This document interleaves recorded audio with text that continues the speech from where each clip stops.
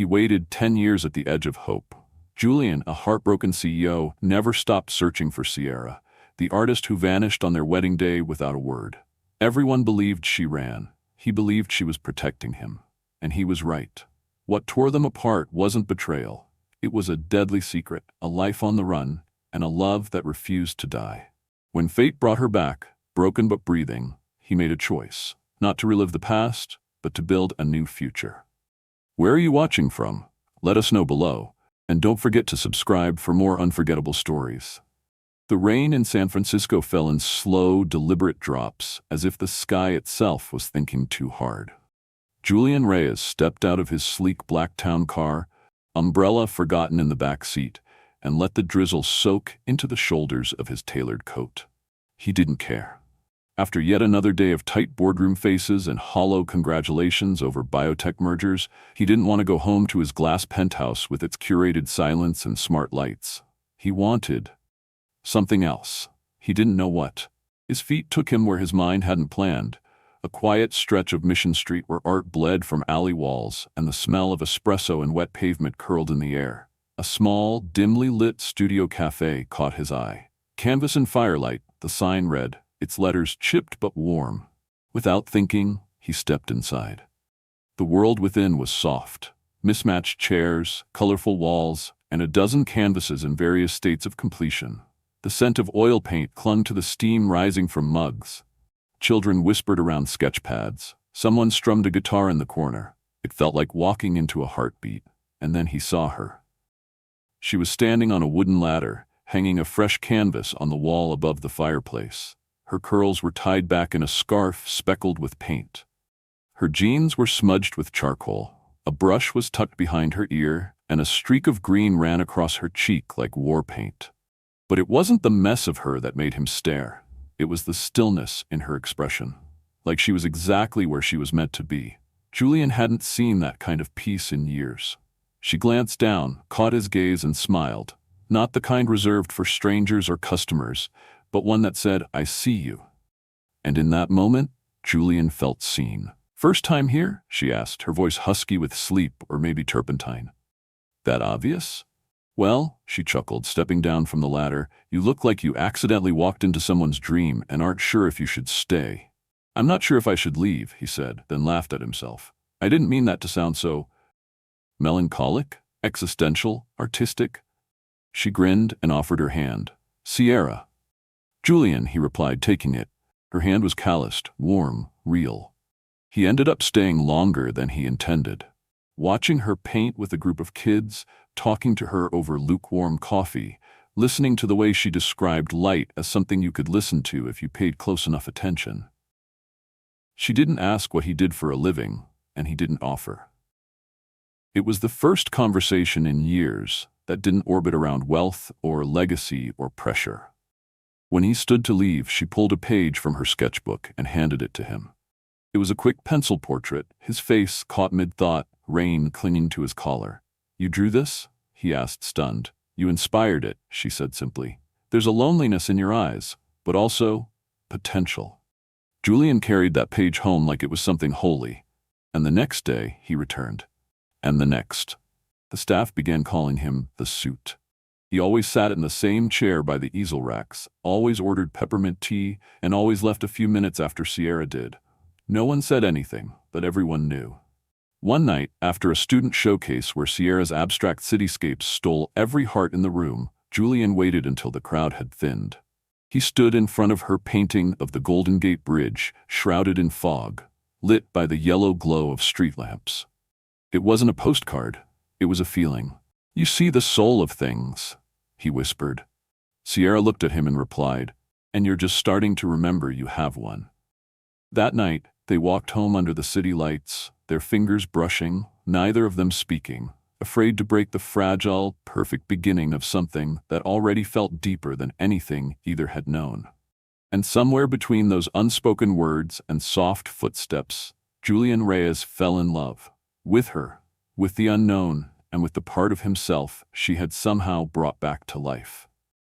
The morning sun poured through the tall windows of the converted greenhouse, where rows of wildflowers now served as wedding decor. Julian stood at the altar with hands tucked behind his back, heart pounding beneath his black velvet suit. The garden behind the old art studio had been transformed into something out of a storybook. Paper lanterns hung from tree branches, and easels holding Sierra's paintings lined the aisle. Each canvas captured a memory. Their first sketch session, the rain-drenched evening she gave him the portrait, the way her eyes lit up when she spoke about color. Guests milled about, the air thick with joyful chatter. Julian's assistant whispered that the final string quartet rehearsal had finished early, and everything was running perfectly. But none of that mattered. Not the details, not the guests. All he could think about was seeing Sierra walk toward him in the gown she had designed herself, silk brush-stroked with hues pulled from their story. He could already picture it. Soft golds and dusky blues, a hint of emerald, the color of her scarf the day they met. In the bridal suite, Sierra stood in front of the mirror, breath shallow.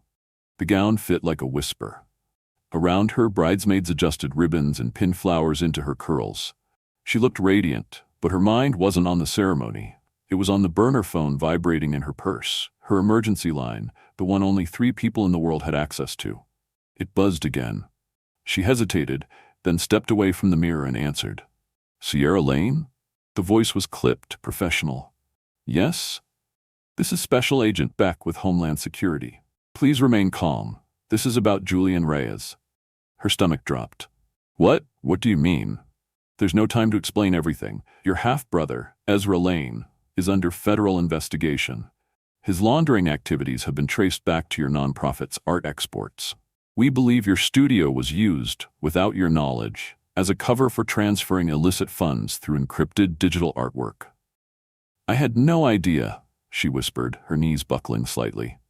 More importantly, the agent continued, Julian's company recently disrupted a biotech logistics route that overlapped with cartel trafficking patterns. That's not a coincidence. We have credible intel that today's wedding is a target, a message, a public one. Sierra clutched the edge of the dressing table. "What are you saying?" "I'm saying if this goes forward, Julian Reyes dies, and if you warn anyone, he still dies. We've been tracking this cell for months. We were hoping to intercept before it reached this point, but we ran out of time. You need to disappear. Now." Her voice trembled. "I can't just vanish. You must. This isn't just about your life. It's about his." The line went dead. Everything blurred. The laughter outside. The string music swelling. The voice of a friend asking if she was okay. Sierra nodded faintly and turned back to the mirror.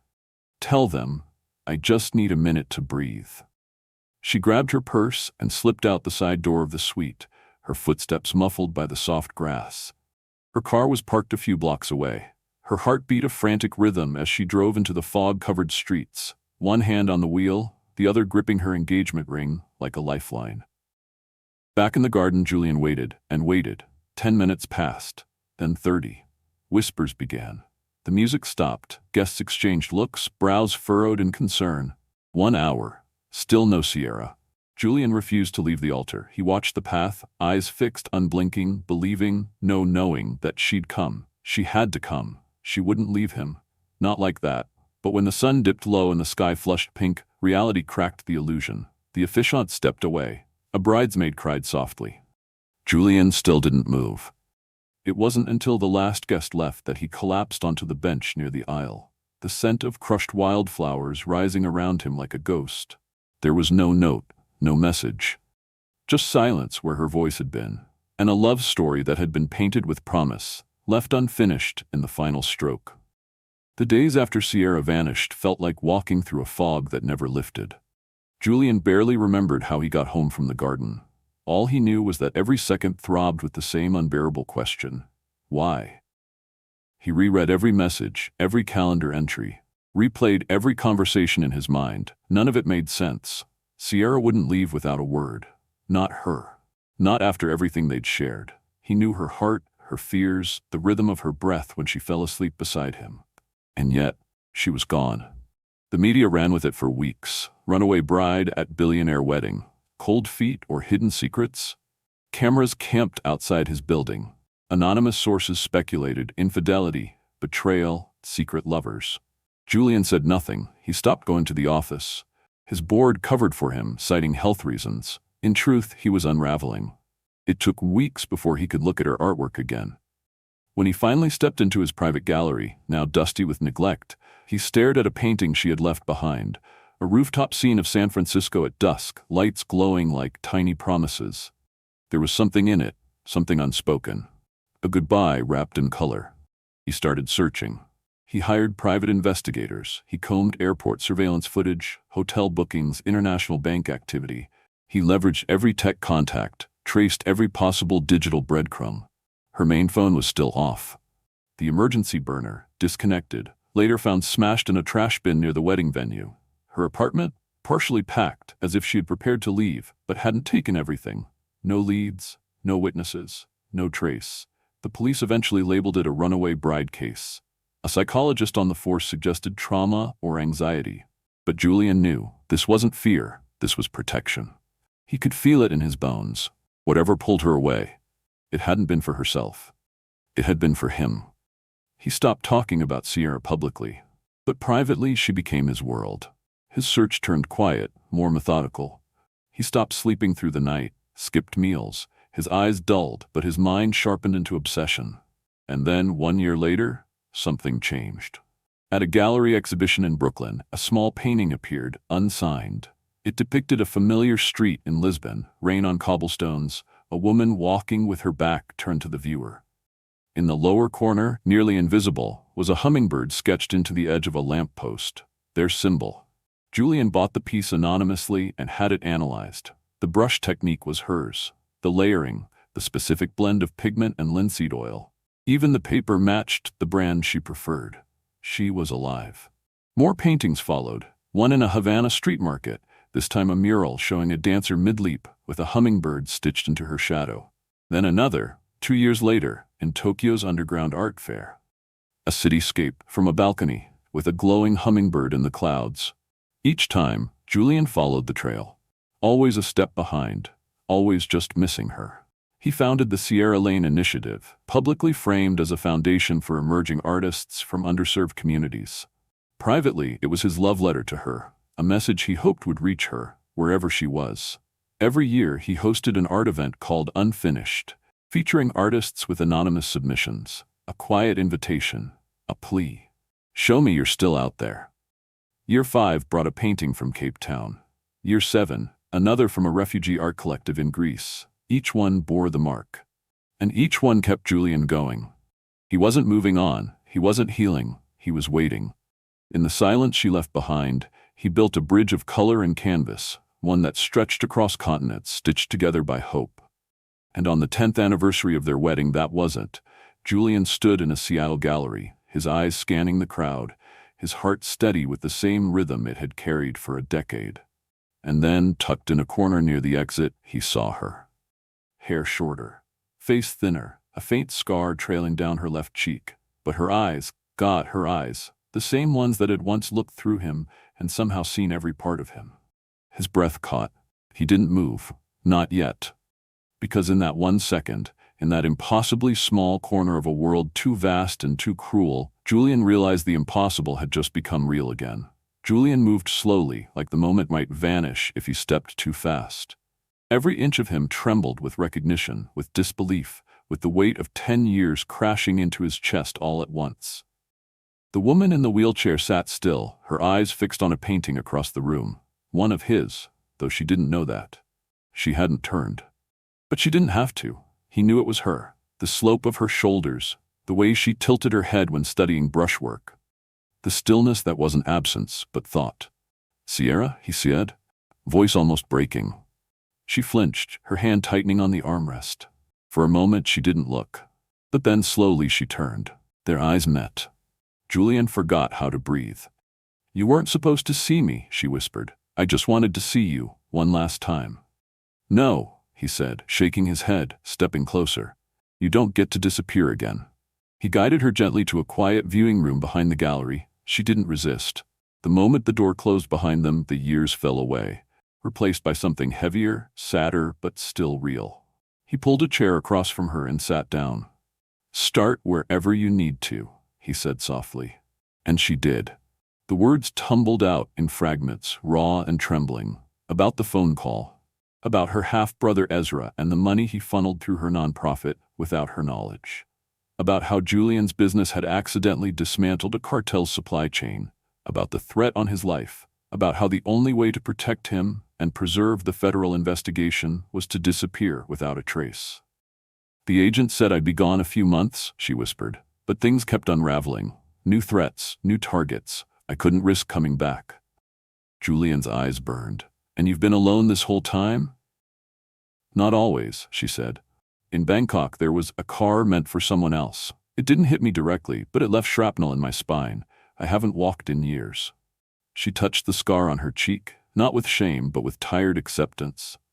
After that, I didn't think I could ever face you again. I wasn't the same woman you fell in love with. Julian leaned forward, his voice firm. I didn't fall in love with your legs, Sierra. I fell in love with the fire in your soul. I loved you then. I love you now. You didn't change into someone else. You became more of yourself. Tears slipped down her cheeks. You have no idea what I've carried. He reached out, took her trembling hand in his. Then let me carry it with you. She looked away, ashamed. You moved on. I saw pictures. You were engaged. I ended it 2 weeks ago, he said quietly. Natalie's a wonderful person, but she isn't you. You are home. Silence hung between them, full of unsaid things. Then he stood, walked to her side, and knelt. Careful, not proposing, just steadying himself at her level. You don't have to come back to the life we had. I know everything's changed. I don't expect anything. He opened a small velvet box. Inside was the same ring he'd once tried to place on her finger, now reset with a single deep blue sapphire, the color of the sky the day they first met. I'm not asking you for forever, he said. I'm just asking, are you ready to stay? Just today. Sierra stared at the ring for a long time, her hand trembling as it reached out to touch the cool metal. Just today, she whispered, voice breaking. Julian smiled, his eyes shining. And if tomorrow you still want to, then tomorrow too. And for the first time in 10 years, Sierra didn't feel like she was running. She felt like she was home. 1 year later, the garden behind Sierra's home bloomed with wildflowers that danced gently in the summer breeze. It wasn't the grand venue Julian had once reserved with its marble columns and gold-lined pews, but this place, this small, vibrant pocket of life tucked into a quiet San Francisco neighborhood, was perfect. This was where Sierra painted again, where she taught neighborhood kids to dream with their hands, where she had learned, day by day, to breathe without fear and to believe, slowly, that she still deserved joy. There were no paparazzi, no corporate sponsors, no orchestra rehearsals, just friends, family, and neighbors gathered in folding chairs, laughing softly beneath paper lanterns strung between oak trees. The scent of lavender and wet earth clung to the air. In the center of it all, Julian stood barefoot in the grass, holding a bouquet of flowers he had picked himself from their garden that morning. His simple white shirt fluttered with the breeze, sleeves rolled, collar open.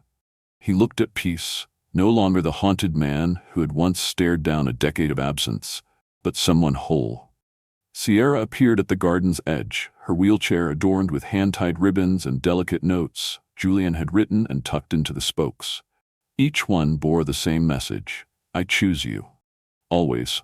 Her dress was unlike anything tradition would allow, soft cotton, flowing and breathable, with her own hand-painted brushstrokes along the hem. Shades of peach, blue, and copper rippled like watercolor as she moved. Her sister, tears in her eyes, gently wheeled her forward down the petal-lined path. Julian didn't wait at the altar. He walked forward to meet her halfway, just as they always had. When their hands touched, the crowd fell silent. Love doesn't always roar. Sometimes it simply breathes. There were no rehearsed vows, just words spoken with bare hearts and trembling voices. I won't promise I'll always be strong, Sierra said, her eyes damp with emotion, but I promise I'll never let go of your hand, even on the hard days. Julian swallowed, his voice thick. I won't promise I'll always get it right, he replied, but I promise I'll never stop trying to love you the way you deserve. I'll never stop choosing you. They exchanged the same ring, now with 3 added diamonds on each side. One for the past, one for the present, one for all the days still to come. When Julian slid the ring onto her finger, Sierra exhaled a laugh between tears, as if something long buried had finally released.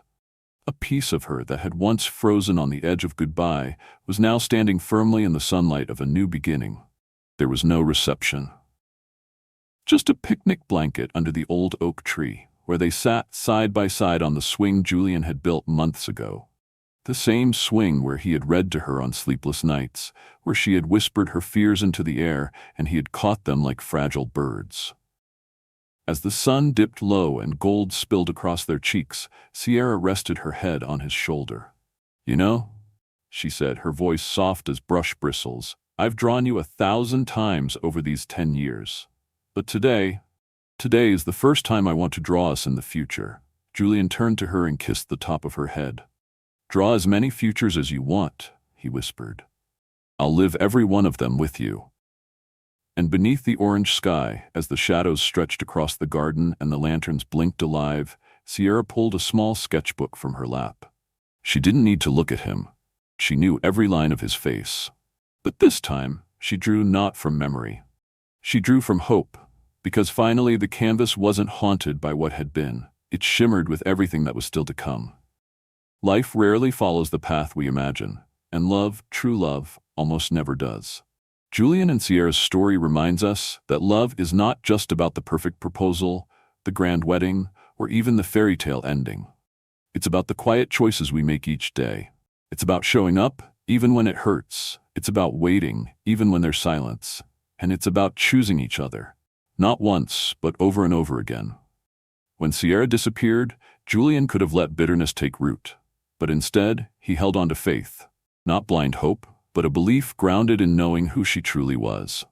And Sierra, even while broken and bruised, never stopped painting, never stopped loving from afar. They both lived with heartache, but they also lived with purpose. And when life gave them a second chance, they didn't rush back to what was. They built something new, something raw, something real. Their story teaches us that love isn't always loud.